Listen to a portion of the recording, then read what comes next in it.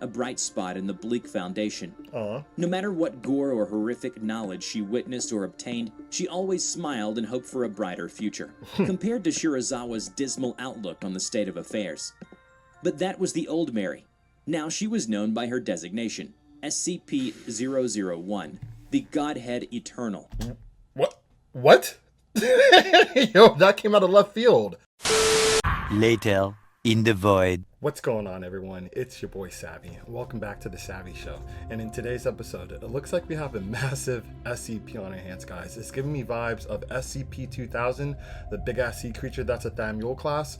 The name eludes me, but y'all know what I'm talking about if you guys see my past reactions. This SCP is SCP-169, the Leviathan. So I'm familiar with the name of this SCP, but I don't know the lore behind it. I'm pretty sure it's been in other stories, not just the SCP universe. So I'm excited to find out more about it in this reaction. So with that being said, if you guys are excited for this reaction and you do enjoy it along the way, please feel free to smash that like button, guys. Let's try to get at least 70 likes on this one, and also hit that sub button, join the family if you're not already part of the family. I make content like this all the time, so you always get your fix of SCP heat. You don't want to miss out, man. New Year's around the corner and we're gonna go full throttle, so yo, buckle in now while you can. And also remember to hit that bell so you stay plugged for each and every upload. And now, without any further ado, let's get this show started. Alrighty, SCP-169, Leviathan. Let's go. Viewer discretion is advised. The men took a fishing trip to the coast of South America. And while they're at it, they decided to sail around the coastline a little more. The trip itself was pleasant. The weather was glorious, and the sea was behaving herself for the first few weeks. Okay. He had to admit he was loving it. But it didn't last long. Something baffling happened. Why in the water with just a t-shirt, bruh? Like, come on now. And shook the men to the core. They wanted to check out an archipelago that supposedly was, in the travel guide's words, breathtaking to the few dozen to have seen them. And true to those words, the views were spectacular. They were covered by emerald verdant grass, colorful flowers, and rocks that all seemed to be uniformly pointed towards the sky. Damn. Despite the oddity with the rocks and stones, he felt as though he was witnessing beautiful Mother Nature herself for all of 5 minutes. One by one, the island started shifting, slowly at first, creating colossal waves that shook the boat like a leaf in rapids. Bro, what the heck? They then shifted faster, moving in a serpentine fashion as an enormous black shadow of some sort of archaic behemoth clouded the water below for miles around them. Oh my god. It continued for some odd minutes, as the water soon became like miniature tidal waves that they barely made it over somehow, until all movement suddenly ceased. How did their boat not topple over from all those waves? That's impressive. What the heck? And the shadow faded into the depths. The men looked at each other, soaked by the salty waters, and quickly made preparations to head to the mainland. Over there, look! A giant wave rose and was about to collapse on them. Alright, let's see it. Brace yourselves! The wave crashed upon the ship, You gonna survive breaking this? it in half. As the men were tossed about in the water like a rag doll, they caught a glimpse of the creature, a behemoth that seemed to be the ocean itself. The men were but tiny specks of ants floating in the dark. It looks like the same size of SCP-2000. The same comparison. I don't know. Let me know in the comment section below which one you guys think is bigger, SCP-2000 or this SCP. So this thing is responsible for their predicament, he thought. No, it was not responsible for anything that was happening. You sure? The Leviathan was merely existing, indifferent to the tidal waves on the surface, the sunken ship, or the drowning men. The survivors never spoke of what happened that day. Wow. The very thought of something that large prowling around the globe beneath the waves made the men question their own existence. So they decided to settle on ignorance. And ignorance is bliss. Hey, Hello everybody, got that right. I'm TheRubber. Today, we bring you a SCP Foundation Computer Class Object, SCP-169. What are you containing this bad boy? SCP-169, also known as the Leviathan, is believed to be an anthropod of gigantic proportions, and the true beast behind the myth of the Leviathan. Okay, here we go. Much like many SCPs the Foundation has come across since its inception, the origins and true nature of such entities and objects are only theorized. 169 is no different. 169 was discovered by MTF Gamma-6, as the Foundation suspected anomalous activity stemming from the southern tip of South America in an archipelago.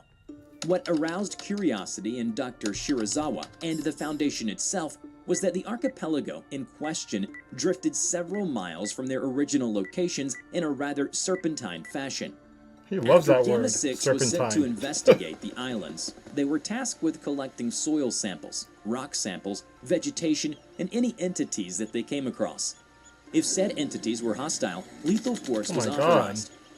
A terrifying realization dawned on Gamma 6 as soon as they dug their shovels into the soil, and it promptly began to bleed, much like the growths they took off of the rock-like plates that were scattered across the island. Is this place alive? Feeling that further exploration was unnecessary, Dr. Shirazawa ordered Gamma 6 to return to a site near the coast of Brazil. The soil samples and growths found on the rocks were determined to be organic material and flesh, leading the doctor to understand that the archipelago was actually the spine of some gargantuan arthropod. Hence why Leviathan is quite the appropriate moniker for it. What the heck? According to Dr. Shirazawa and his researchers, 169 is estimated to be between 2,000 and 8,000 kilometers in length and millions of years old. Seeing that such other anomalies of a similar nature were not found on the planet, it was then decided that 169 was possibly the last of its kind. Therefore, almost nothing is known about the creature other than it is possibly dormant.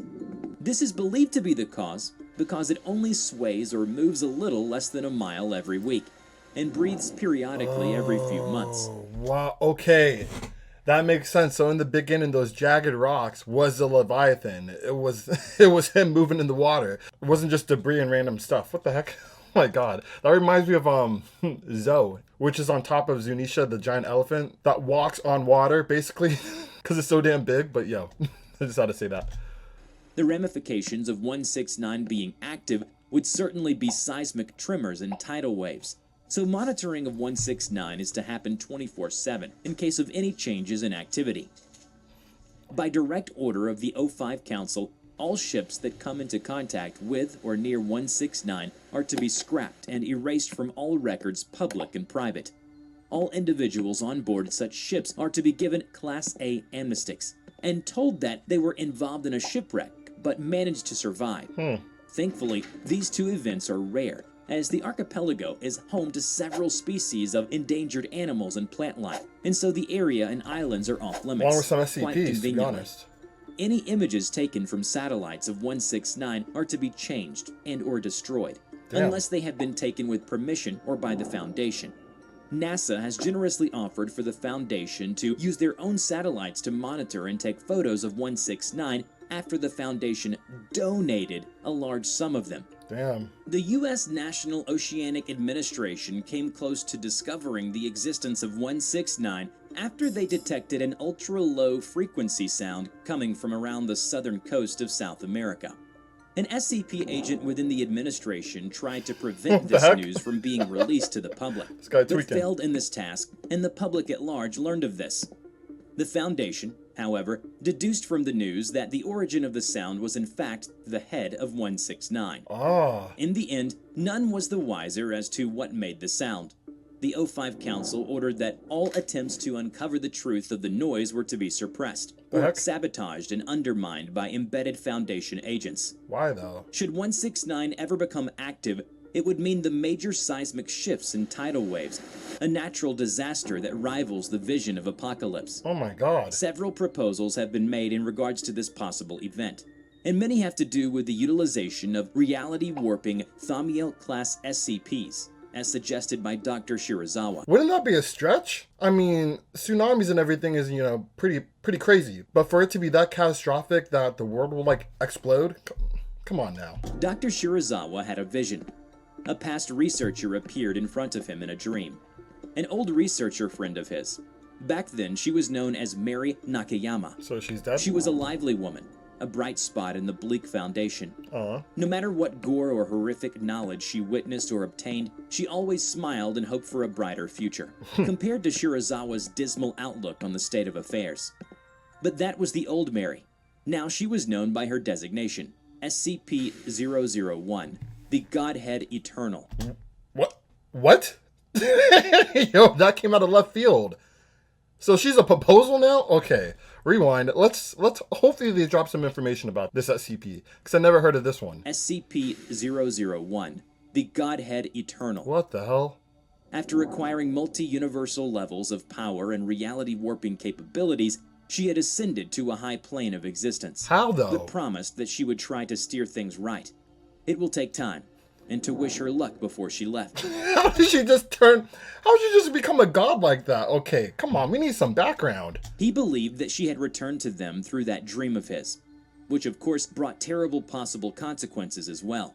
For why else would an omnipotent being such as herself make her presence known again in this world? What? That, and she said so herself. I need to look this up. Shirazawa, my friend, she said, I have observed the world and the unfathomable universe that encapsulates our own and even the ones around that, and has determined that the Leviathan's stirring is simply the beginning of apocalyptic events set to come upon them soon. Oh shit. Visions flashed in Shirazawa's eyes. He was frightened by the hellscapes. If the Leviathan awakens fully, it will mark the beginning of a K-class extinction event. And should that happen, summon me, she said. She warned that she could only be summoned once and once only. Therefore, they must be extremely vigilant in preventing all disaster scenarios before they even think to have her aid. What if he dies? Is he the only person that has the power to summon her? Because he's the one seeing these visions. Like, and how can he summon her? What, will he call her in his dreams or something? A Hail Mary, if they will. Okay. The O5 scoffed at him after hearing it. Do you have proof that she will indeed protect humanity and this planet from destruction? Surely you don't expect us to take a man's dream as fact, yes? Finally, it's about time a Thamiel class decides to help us out of its own free will. If she can prevent any K-class extinction event, then perhaps we should think about becoming more proactive with a few of our pressing problems facing the Foundation, he said sarcastically. But deep down, they all knew there was merit in Dr. Shirazawa's words. They have no such luxury. The doctor pulled out a small gray metal box, with a small concave circle on the top of it that has a small hole in the center. She instructed any O5 council member to trickle their blood into this until the box is full. Only then will she be called here to protect us. That's a lot of blood. I now give this to you. The doctor hands it over to the council and left the room. Dang. The council stared at the box, not sure what to make of it. They knew that the Leviathan could not be contained. One small move from it will rock the very foundation of the continents. Oh my god. They can only be saved once. If their demise doesn't come from the Leviathan, it would be from other threats. Apocalypse is inevitable in the end. Somewhere, deep in the ocean where no light reaches, the Leviathan stirs. Bro. Remember to check out my new... That is crazy. And you know the crazy part about that too? It's not a stretch to believe something like that might exist. We don't know that much about the ocean at all. I'm literally more scared about what's in the sea than space. Like, straight up.